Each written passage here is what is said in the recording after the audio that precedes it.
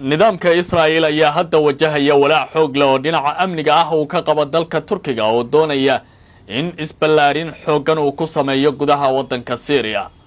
Benjamin Netanyahu ayaa boholyo iyo cataab iskula hoos tuuray hogaamiyaha dalka Ruushka Vladimir Putin waxaana maanta uu diray xogayihiisa gaashaandhigga isagoo ka codsaday in ay qaadaan tallaabooyin suuragal ka dhigi kara in amniga Israa'iil ay ilaaliso. haddaba muxuu yahay qorshaha la yaab kale ee agaasimaha hay'adda sirdoonka dalka Turkiga MIT da loo yaqaano Dr. Ibrahim Kalin uu ka shaqeynayo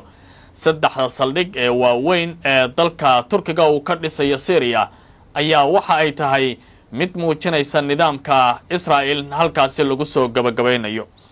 haddaba saddexdan nin waa hogaamiyaasha kala hogaamiya dalalka Turkiga, Ruushka iyo sidoo kale Israa'iil ayaan dul istaagi doonaa qorshahan cusub ee halkaasi ka soo fool leh.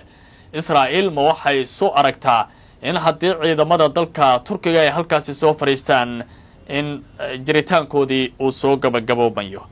warbixin dheer oo dhinacyo kala duwan taabanaysa ayaan rabaa markaan inaan dul istaago oo ku saabsan arrimaha amniga, dhaqaalaha, siyaasadda iyo sidoo kale diblomaasiyadda. sidoo kale waxaan eegi doonaa dowladda Mareykanka ayaa si cad uga hortimid qodobadii ka soo baxay shirkii aan caadiga ahayn ee madaxda Carabtu ay ku yeesheen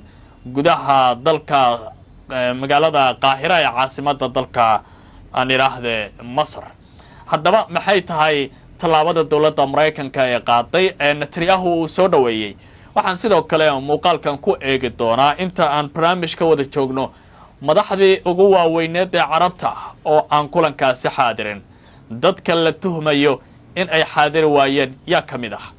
si gaar ah ayaan muuqaalkaasi u eegi doonaa. dowladda Spain markii ugu horeysay midowga Yurub waxa ay si weyn u taageereen kulankii shalay ka dhacay magaalada Qaahira iyagoo ku tilmaamay inuu yahay mid loo baahnaa oo waqtigiisa ku soo aaday. laakiin Mareykanka ayaa yiri wixii halkaasi ka dhacay waa shimbirayo hooxisa. soo dhawaada qiyaarteena la socota ee qodobadaasi ayaan ku dul istaagi doonaa barnaamijka koowaad ee Barrow Show. meel kasta oo aad joogtaan waxaan idin leenahay ku soo biiray YouTube-keena, subscribe dhaha isla markaana share gareeya muuqaalkan oo saaxiibadeen la wadaaga. aad baad u mahadsantihiin. ninkan aad u jeedaan waa Benjamin Netanyahu, waa hogaamiyaha nidaamka Israa'iil, waa ra'iisul wasaarahana ugu magacaaban yahay Tel Aviv. ninkan kalena waa madaxweynaha dalka Turkiga Recep Tayyip Erdogan. labada nin waxaa ka dhaxeeya taariikh weyn iyo waliba hardan bariga dhexe ku saabsan. laakiin hadda labada nin eedda ka dhaxaysa ninkan kale ee Vladimir Putin lagu magacaabo ayaa dacwadooda loo geeyay. ujeedadu waxay tahay Putin laba saldhig oo waaweyn ay ciidamadiisu ka degan yihiin gudaha dalka Syria. waxaana ka mid ah Darduus iyo Xamiim oo ah laba saldhig oo waaweyn oo ciidamada dalka Ruushku ay ka sameynayeen howlgallada ka dhanka ah kooxaha ka soo horjeeday nidaamkii Assad. waxaana sidoo kale ay ku ilaalinayeen Ruushka joogitaankooda iyo bariga dhexe. isbeddello waaweyn ayaa haddaba ka dhacaya gudaha Syria. waxaa sidoo kale siyaasaddii bariga dhexe ayaa isbeddelaysa. qaybo ka mid ah rabitaankii Ruushka ayaa la dhex geenaya Liibiya. tani Israa'iil jiritaankeeda ayay walaac ku tahay. haddaba maxay ku heshiiyeen Vladimir Putin iyo Erdogan? sida aad la socoteen badtabin hore aynu halkan ku baahinay, dowladda Ruushka ayaa laga dhaadhiciyo qorshe ballaaran oo tilmaamaya in joogitaanka Syria ay ku bedeshaan inay saldhigyo waaweyn ka samaystaan dalka Jamhuuriyadda Liibiya ee qaaradda Afrika ku taala.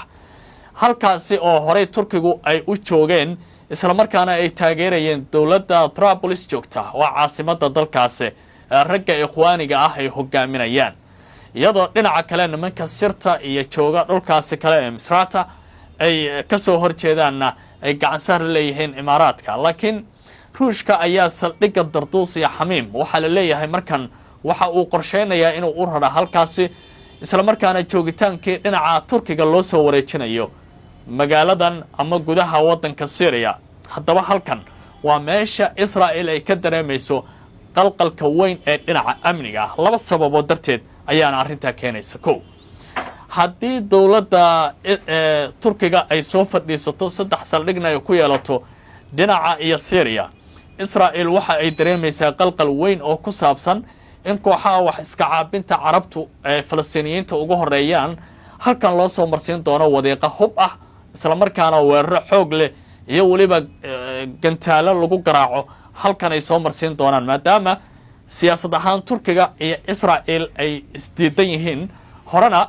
Rajab Tayyip Erdogan uu sheegay inuu weerar qaadayo haddii Israa'iil tilaabooyinka ay wadaan ay joogi waayaan shalay ayaa ugu dambeysay oo Erdogan uu ku yiri Netanyahu dabba ku ciyaaraysa markii masaajidka Aqsa uu galiyay dad badan oo Israa'iiliyiin oo ciidamada nidaamku ay ilaalinayeen haddaba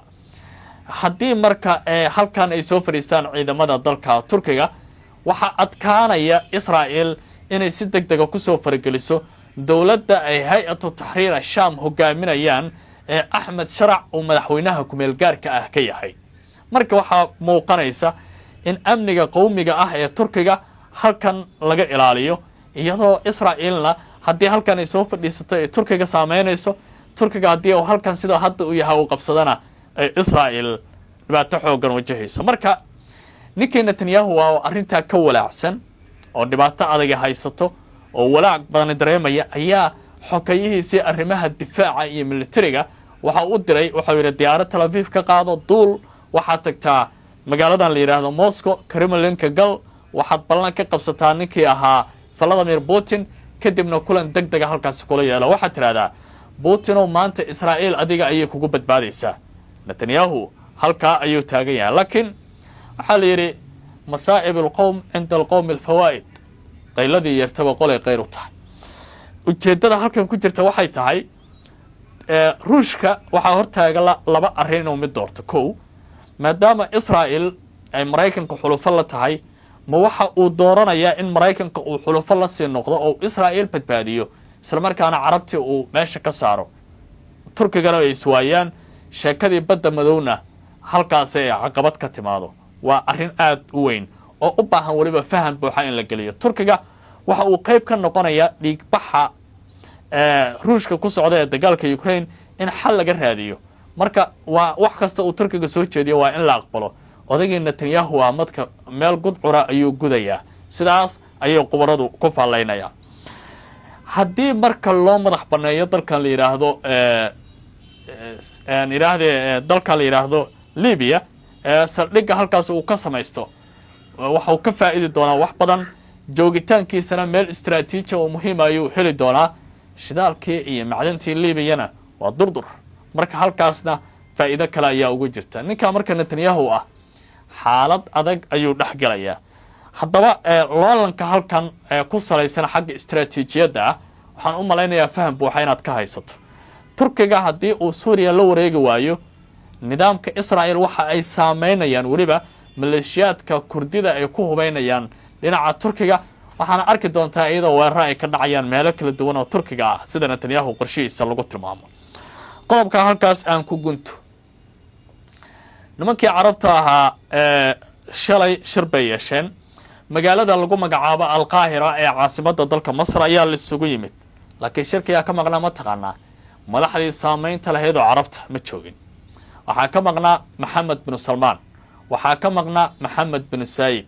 waxaa ka maqnaa hogaamiyaha Algeria waxaa ka maqnaa boqorka Tunis waxaa ka maqnaa madaxweynaha jamhuuriyadda Soomaaliya intaasba waxay soo direen ergo waxa la leeyahay ragga intaasi ah waa ragga ugu dhow reer galbeedka oo Mareykanka wax ka dhaadhicin karay marka waa la shiray aada loo hadlay khudbado fara badan ayaa la jeediyay dhinaca Soomaaliya ra'iisul wasaare Xamse Cabdi Barre ayaa ka hadlay laakiin warbaahinta carabta su'aalay keentay waxay leeyihiin haddiiba masiir carbeed ay dad Falastiiniyiin laga hadlayo Mohammed bin Salman meesha ka diray Mohammed bin Said loo waayay